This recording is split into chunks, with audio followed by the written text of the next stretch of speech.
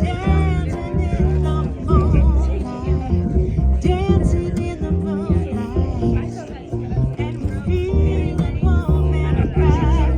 It's such a fine and natural sight.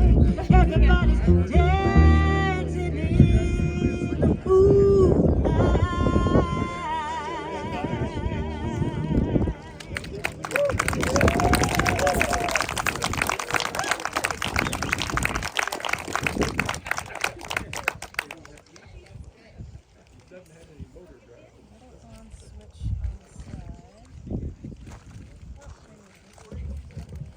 Does that work? Thank you all for coming today. We've got some perfect weather. So, my name is Kristen Cogswell, and I was the mayor when Teresa started working on this project, or at least when she started bringing it to the city for that part of the process. And so she invited me to speak, and I wrote a few notes of things I want to make sure to include without being too wordy. So, today marks a milestone in Red Lodge as we gather to dedicate and open our new observatory. The observatory is a significant addition to our community's city parks. Our park system is intended to benefit all citizens and visitors of Red Lodge. This addition continues that mission and will provide a place to discover and view our wonderful and increasingly rare dark skies. I want to extend my gratitude to everyone who's been involved in making this dream a reality, from the unanimous support of our city council and city department heads to all the dedicated individuals who worked to build this observatory and the generous donors who contributed their resources and support. And a special thanks to Teresa Whistler for her commitment to the observatory and the memory and work of Ken Whistler for the inspiration to make it happen.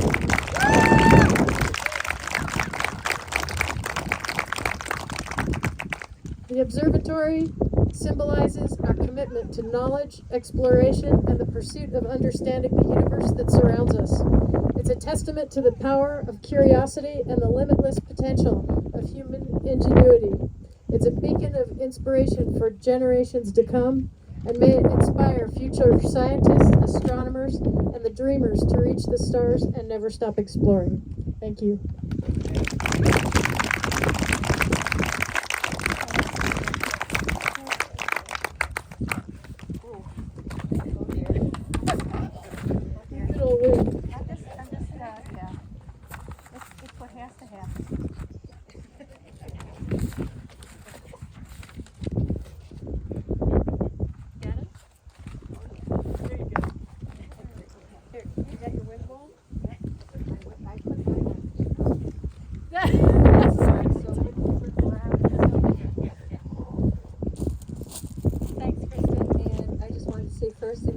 We're lucky enough today. A lot of native here.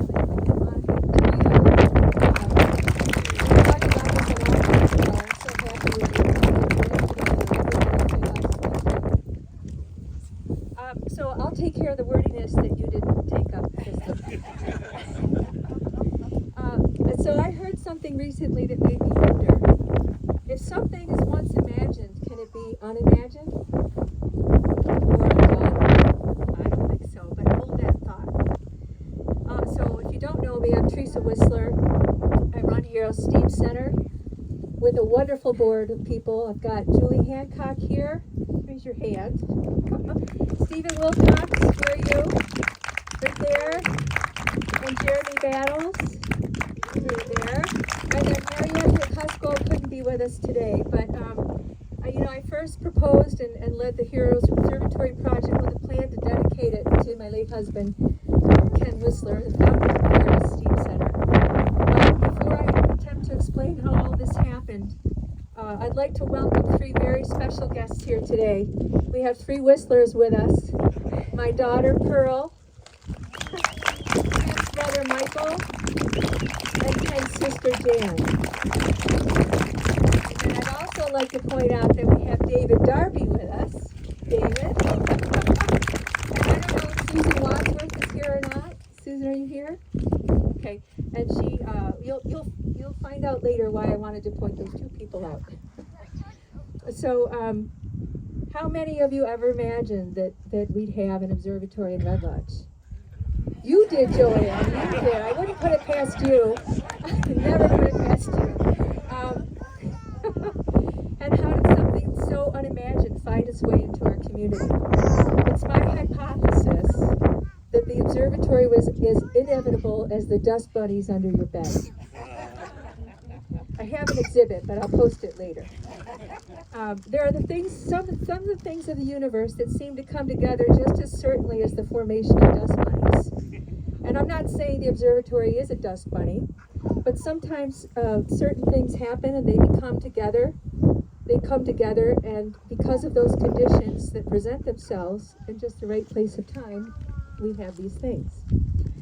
So according to Ask AI, dust bunnies form as a result of particle movement, static electricity attracting these particles together, entanglement with various materials present in the environment, continuous collection of debris, and eventual visible aggregation into a clump known as a dust bunny. Did everybody know that? Check under your beds. So likewise, our observatory formed as the result of an atmosphere of charged excitement, not exactly static electricity, but charged, about forming a dark skies group which attracted the donation of a telescope from David Darby. There was the formation of the dark skies group and the telescope together that became entangled with a desire to create a steam-related project that could be dedicated to the memory of Ken Whistler. That entanglement caused imagining an observatory for Red Lodge and the proposed project. And then a continuous collection of more telescopes, books, red flashlights, folding tables, carrying cases, lenses, an anemometer, shovels, and signs began. So there's a collection. The eventual visible aggregation of stuff in the actual building itself bore the clump known as the Whistler Observatory. Okay, so it does seem fun to think of the observatory forming as simply as a dust bunny, but we know it took much more than that, and than that set of natural forces. So many of you here today fueled the project, whether by approval, donation, encouragement, advocacy, or labor. It took all of us as a community to make this happen and to create this dust bunny. All right, so I was going to say, as a segue to the thanking portion of this presentation, that the whole is equal to the sum of its parts, and that there are so many parts of this project and so many to thank. Instead, what I found to be true in our case here is that the whole is greater than the sum of its parts, because the final result means so much more to us. It holds our dreams and our plans for further discovery. Oh, sorry, 1 minute.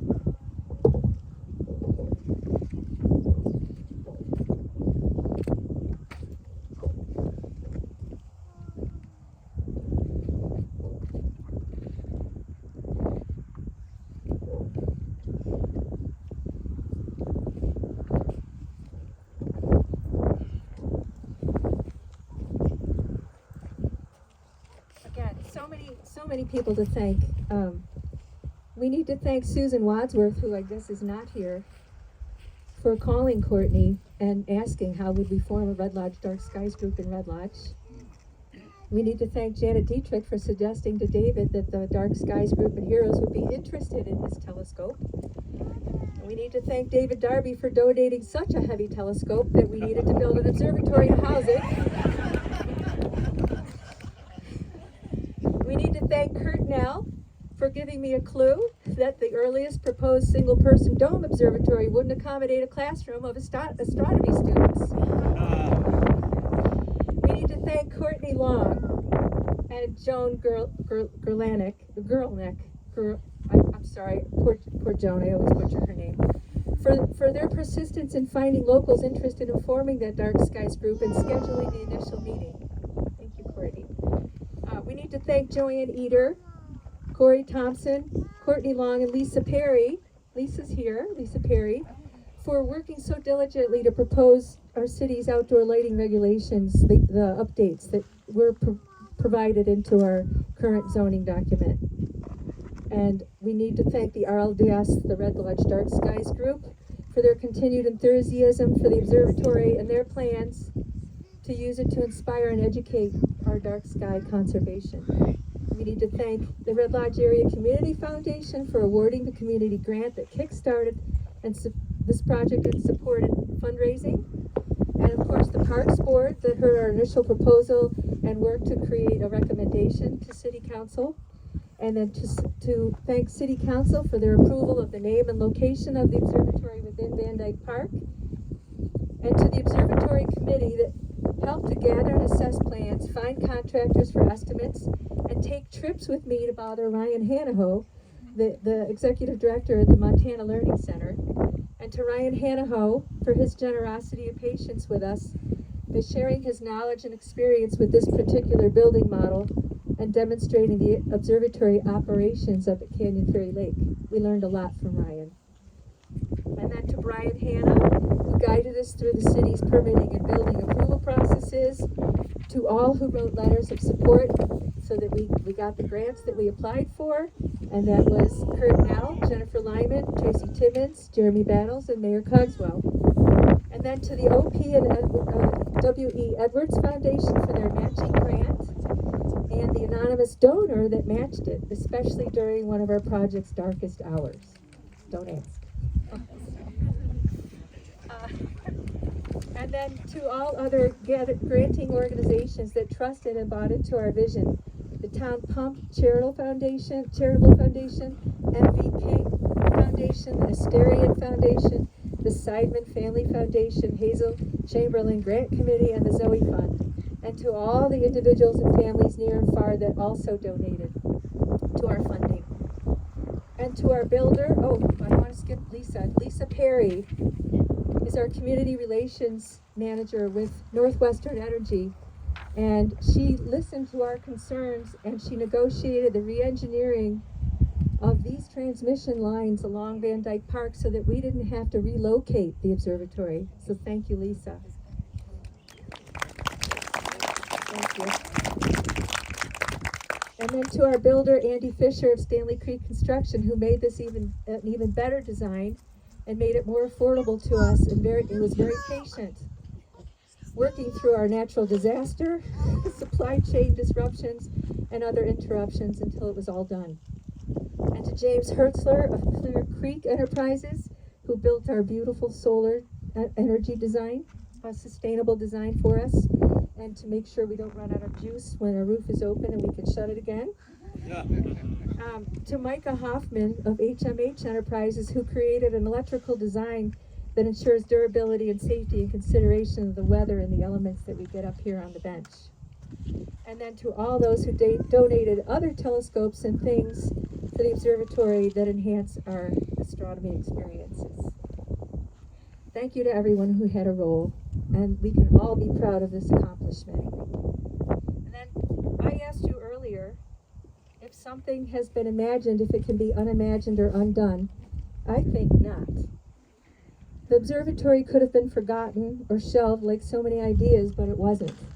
Somehow this observatory caught all of our imaginations well enough that we all had to act on it. It's all part of who we are as a community now. So all we have to do is imagine ourselves using it moving forward.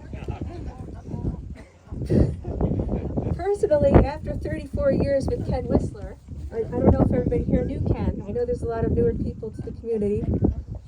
I can imagine myself observing the stars from right here, or there, or inside.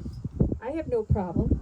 Early in our dating, Ken wooed me and wowed my son as we stood in a parking lot to view the details of the moon for the first time through the small orange obsidian telescope he brought over. We shared romantic notions of sleeping under the stars to watch the Perseids, which we did periodically. And we often lingered in the backyard whenever returning home late at night and it was dark out to identify the constellations.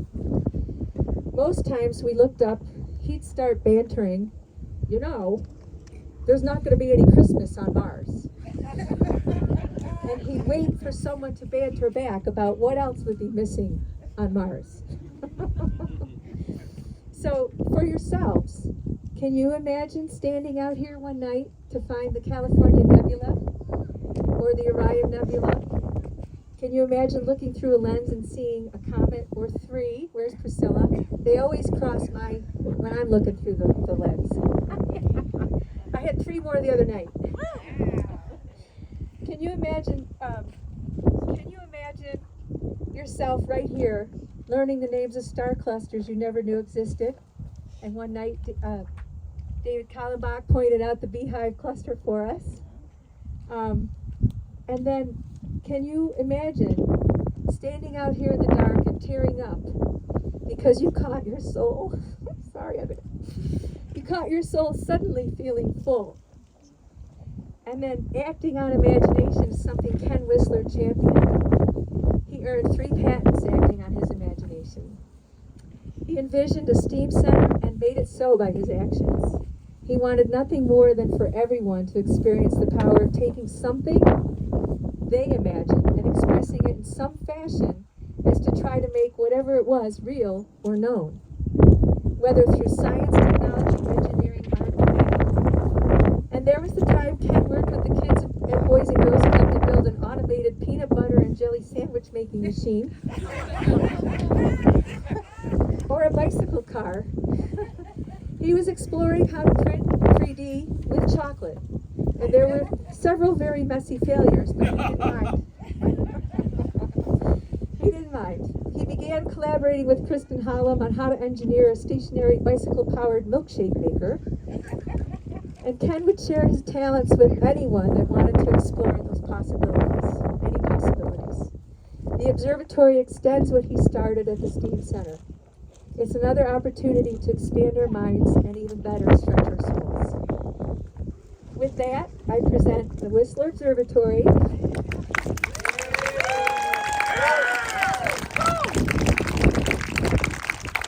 the City of Red Lodge in dedication to Ken Whistler so that we may all explore the universe of the night sky from the foothills of the Beartooth Mountains, whether we know what we're doing or just learning from each other.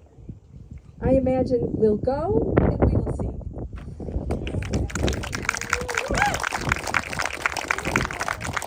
And next I invited a number of speakers for small talks. I borrowed the idea from some antiquated dedication program somewhere I found on Google. But small talks, and each of these individuals, here's Kurt now to kick it off.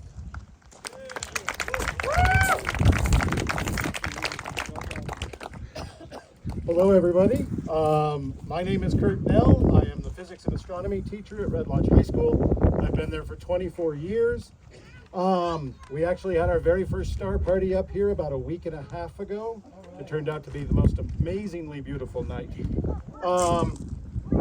And yeah, here we are. I met Ken about a decade ago. He just randomly showed up at the high school and wanted to help with stuff. And he did lots of different classes. My wife is the junior high science teacher. He and Teresa assisted her with Science Olympiad, which is a competition that middle schools and high schools do around Montana. Under their help with the kids working on the projects and making machines and studying things, Little Red Lodge took first place in the state twice. So Ken and I worked together on a project that was interesting. Montana Tech at Butte created a competition to build a robot that could go into a mine that was collapsing and rescue a miner. Although the miner was a stuffed animal and the robot was about the size of a good desk. Anyhow, they selected only 4 high schools in the state. 3 of them were Class A schools, and Little Red Lodge got thrown in there. Ken came and helped us. Unfortunately, he didn't get to see that finished. But one of the things he taught my students was to just, you don't know what the end's going to be. Get in there, figure it out, learn, overcome the challenges that you hit, and just keep going. And that was an amazing life lesson as well as an engineering lesson and stuff like that. The other thing that I loved about Ken, it's mentioned in the program, his enthusiasm.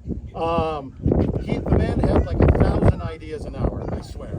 That's probably an exaggeration, but not by much. And he just had energy, and it was amazing. And the thing that I admired so much was that, well, let me back up a bit. There's a cool quote by Neil deGrasse Tyson that talks about kids. Kids are born scientists. They want to know why. They want to know how things work. And somewhere along the line, be it parents or teachers or life, kind of beats it out of us. And Ken never lost that. He never lost that, and he modeled it for everybody else, which I think was just absolutely amazing. And now I actually want to shift a little bit and talk about Teresa, because she hinted at the story of this observatory, and I was not a huge part of it, but I was there at the start. And it started as an idea. Well, it started as an act of kindness with the donation of a telescope, with no home to put it in. And so then the idea became of an observatory, and it seems so far out there. It seems so, I don't want to say impossible, but an idea, right? It would just, how do you get from A to B? And like Ken would have taught my students, you just dig in and get going. So she got going.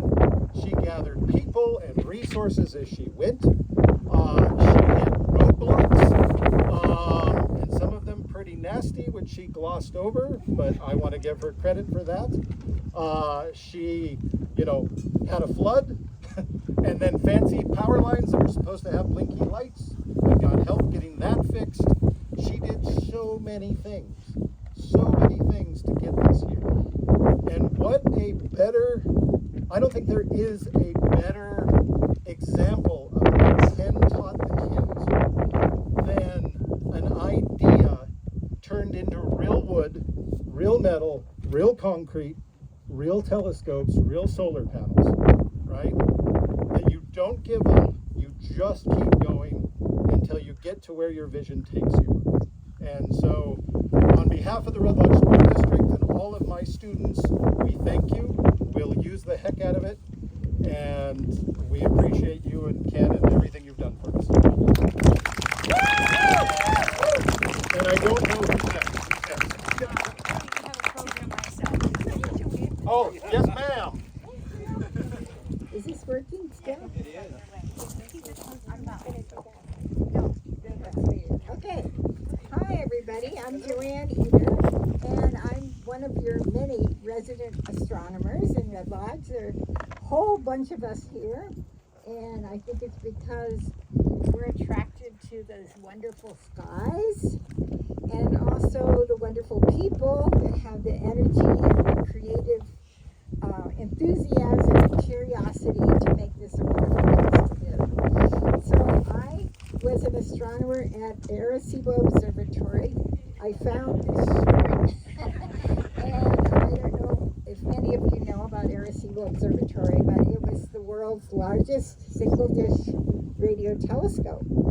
Now the Chinese have the largest single-dish radio telescope, and we helped them. We helped them design it and build it, which is the wonderful thing about the scientific community is that we share, we're curious, we want to help each other with finding the answers and satisfying our curiosity. We don't care about all those other details that are supposed to separate us.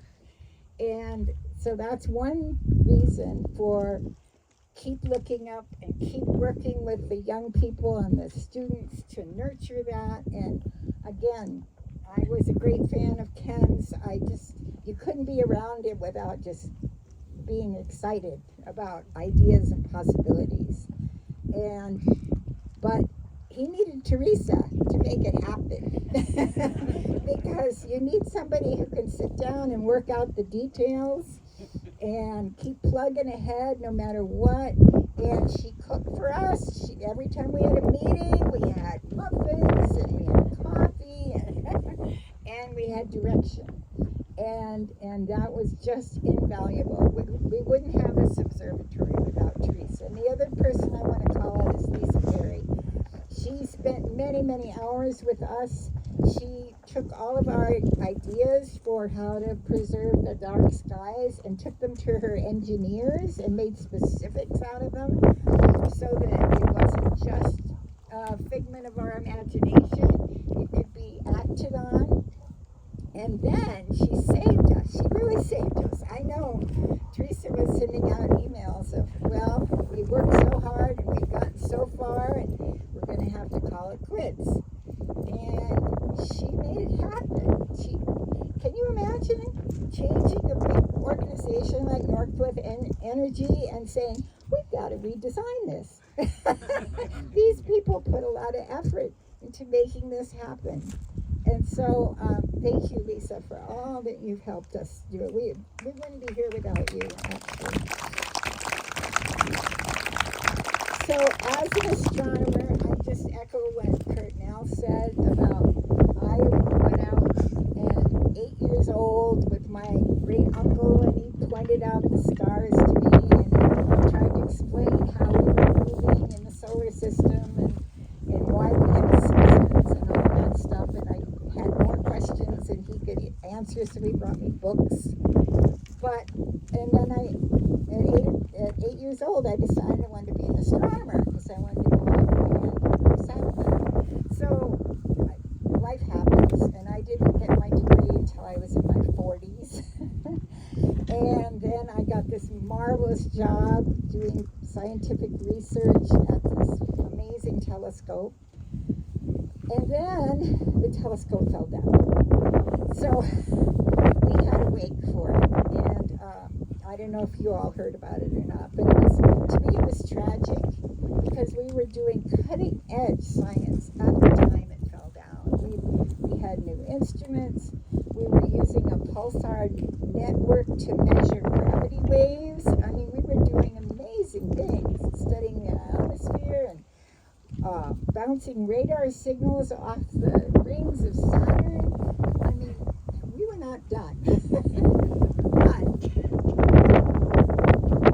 the powers that be decided that they didn't want to invest the money to keep us up and running. So it wasn't maintained, it didn't replace the cables. And we had a hurricane, several hurricanes, and we had a flood, and we had earthquake, and it just fell down. So the importance of this observatory is to get across the idea that science is important, that research is important, that it's a value that we need to, all of us as citizens, support for the future of mankind, really.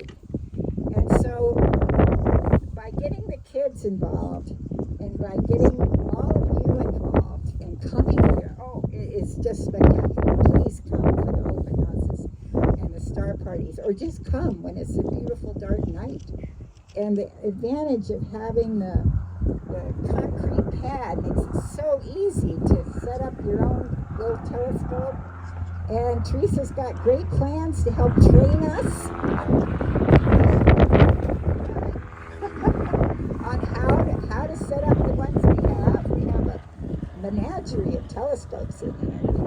We can find all kinds of things. And we have some experts like Eden over there. She can find anything with the dogs. And we've got wonderful telescopes. So come bring your friends, bring your kids, your grandkids, and get them as excited about science as we are. So thank you, Teresa, for making this happen.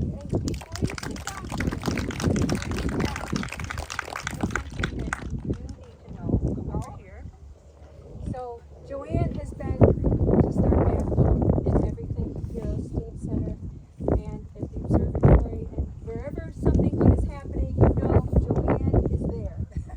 And she's a large supporter of so many things, and we couldn't have done this without Joanne. I just wanted to let you know that we decided to name our operations room after Joanne. What?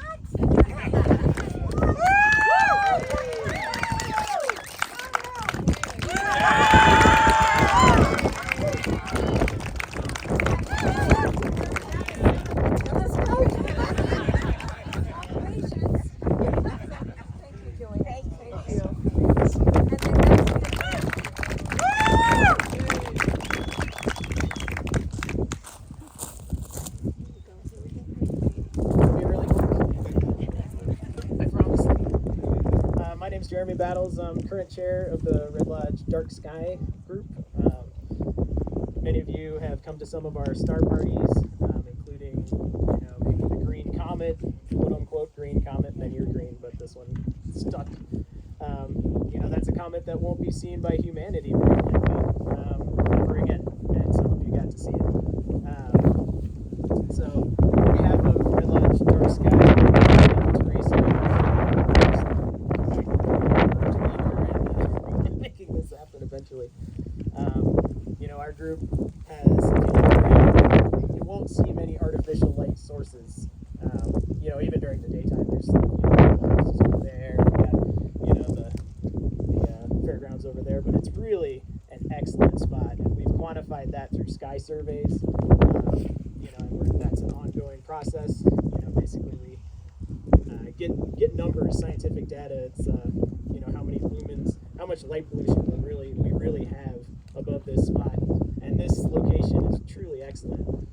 Our night sky is it's a natural resource, as much as the wildlife, the mountains, and anything else around Red Lodge.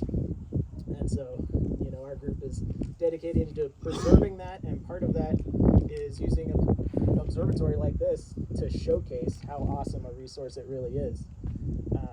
And so we look forward to continuing that. It's a hub for community. Some of you may have traveled to see the eclipse recently, and you may realize that the people you share the experience with are almost as important, maybe more important than the thing you're really witnessing. And so when you're witnessing our gorgeous skies here, it's a community event. And so come out. I'm really looking forward to seeing what this thing can do in the future. So thanks. Yeah!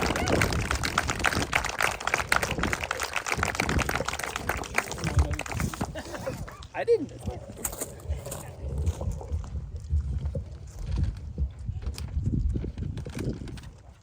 Does anyone here like to fish? Yeah! Oh, great. Okay, that's really good. I do too, particularly fly fishing. I believe fly fishing and astrophotography have a lot in common. Both require that you explore their worlds, or other worlds, as it were. Are you fishing creeks, rivers, or lakes? What are you fishing for? What kind of aquatic and terrestrial insects are they eating? When is the best time of day or year to try your luck? What kind of gear do you need? Will you be alone or with friends? Are you simply trying to shoot beautiful night skies, or particular events like meteor showers? Like the Geminis here were incredible over Christmas. Full moons, conjunctions, comets. And thanks to Jeremy and his telescope, I was able to get a shot of the green comet. Deep space objects like the Andromeda Galaxy, and Jeremy is an expert at that, or eclipses. Some of you may have seen the exhibit at the Carbon County Arts Guild last year. Anybody see that? Thank you. Dark Sky Visions that displayed some of the various approaches to astrophotography. Shooting specific astral events necessitates learning what, when, and where they're happening. Lots of planning, the right kind of gear, there's no end to that. Honing your skills, there's no end to that either. And sometimes traveling to find the best dark sky spot. And thanks to the vision, efforts, and generosity of so many that you've heard proclaimed today, we have one of those spots right here in Red Lodge. The site of Whistler Observatory, which we celebrate today, was carefully chosen for such activities, where we can observe and record the heavens in relative comfort, even on a cold Red Lodge winter's night. We can do this alone or in the company of kindred spirits, that community that Jeremy was speaking of, which is a lot more fun, educational, and I would venture to say more rewarding. When we get together to stand in awe of the earth and sky, something transformative happens. Last Monday, we experienced a total solar eclipse. Someone recently said that that was the most bipartisan 4 minutes America has seen in a long time. Like fishing, results are not guaranteed in astrophotography, but we are outside, celebrating this amazing world together under a glorious sky, and we invite you to join us. The Whistler Observatory is also a symbol for Red Lodge Dark Skies' efforts to protect and enhance our naturally dark skies. As we strive to protect our streams, creeks, and lakes, let us also commit to protect our night sky so that wildlife may thrive and that we and our descendants may enjoy. And remember, Montana is big sky country at night.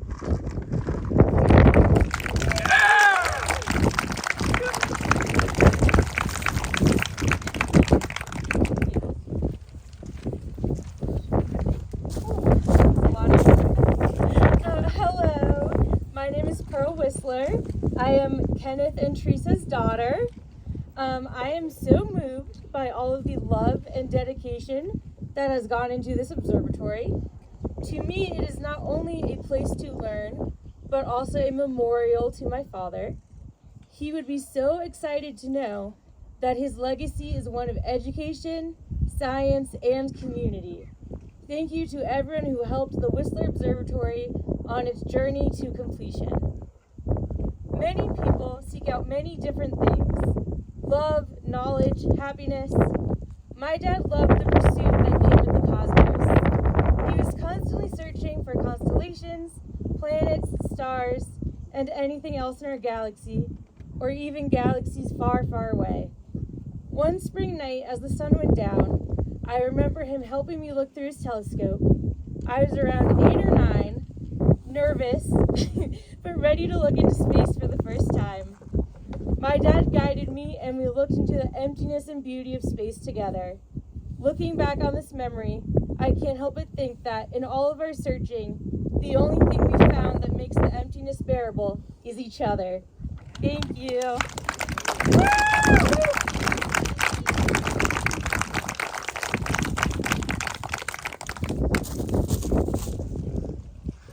Full of unannounced speakers, myself and my brother Michael. Hi, I'm Janice, Ken's older sister. What can I say about my brother Ken? Growing up, he was always curious about how things worked. For example, one time he took apart the dashboard of my Fiat Sport Spider when I was in college. I'm not exactly sure why he took it apart. I might have asked him to look at something. And then, because I had to go to Rochester, because we're from Syracuse, he put it back together. Well, everything was fine, but as we found out that night, no headlights.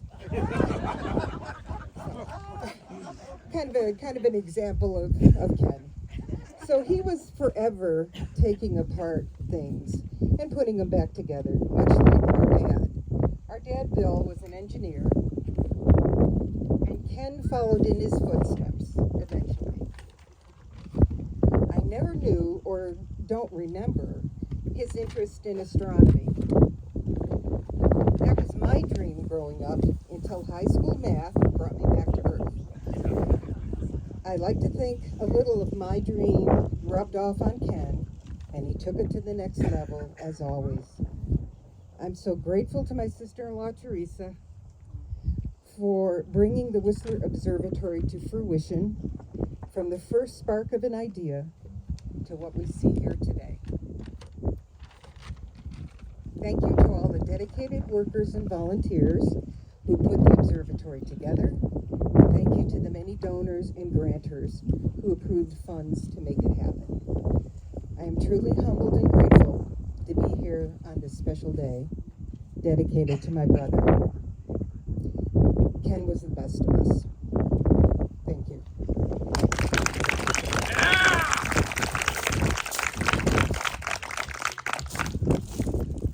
And I'm Ken's younger brother, Mike. And I have a pair of boots, which I don't have on me today. But I have them because I was visiting him, and we were going to go hiking, and I just had sneakers. And he's very upset with this. No, that won't do. So he gave me this very nice pair of hiking boots that are very warm and insulated. And then at the end of it, he said, "You know what? I don't even like them. You keep them. I want them. I don't want them. Take them." So I took them. A year later, I moved to Minnesota, where I found that I needed boots like that every freaking day. And there's no way Ken would have known that. And I think that that's kind of the wonderful thing about what we do. We don't know what things are going to happen. The universe is a pretty strange place. We don't know what leads to something else. We don't know what one thing leads to another. We don't know what action's going to cause someone to heal. We don't know what's going to make someone break apart. There's a line in Ariel's song from The Tempest where he says, "Nothing of his doth fade, but suffers a sea change into something new and strange." And I think that that's what our actions are. I don't know any of the volunteers who made this happen. I know Teresa. I love Teresa and thank her for helping make this happen. But nothing of what you do doth fade, but suffers a sea change. Becomes something new and strange, something you may not imagine. And that's pretty marvelous. Be glad of what you do today while you're doing the 1,000 things you do, whether it's grading a paper or reading an email, cleaning out a dust bunny. Be glad of today. And thank you, Ken. Thank you, Teresa.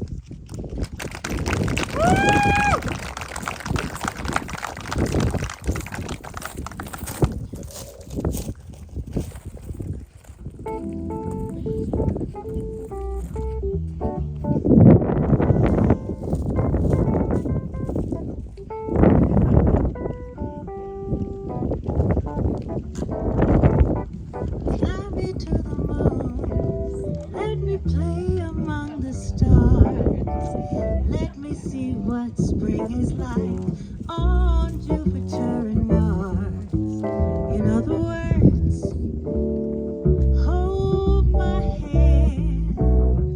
In other words, darling, kiss me. Fill my heart with song. Let me sing forevermore. You are all I long for, all I worship and adore.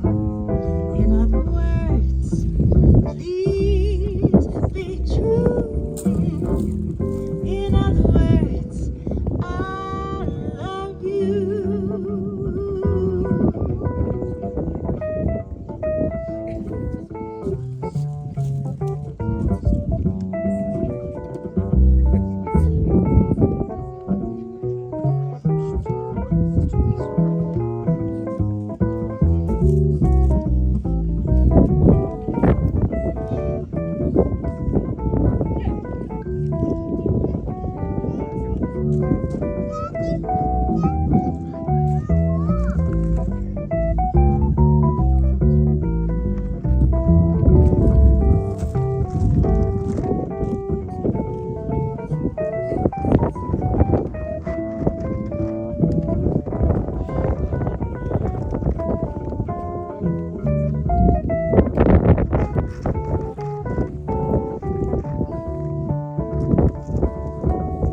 Fly me to the moon. Let me play among the stars. Let me see what spring is like on Jupiter and Mars. In other words, hold my hand. In other words, darling, kiss me. Fill my heart with song. Let me sing forevermore. You are all I long